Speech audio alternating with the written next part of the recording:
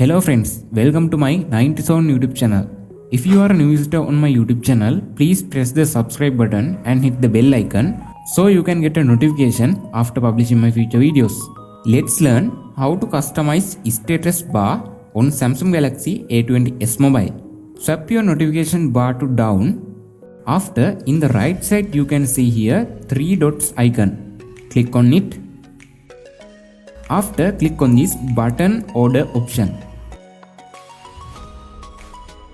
Now in here we can add or remove notification bar icons.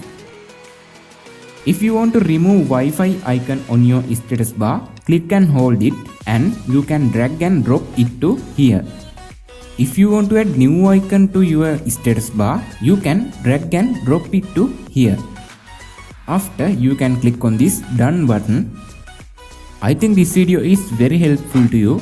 If you like this video, please hit the like button and subscribe our channel for future updates. Have a nice day. Goodbye.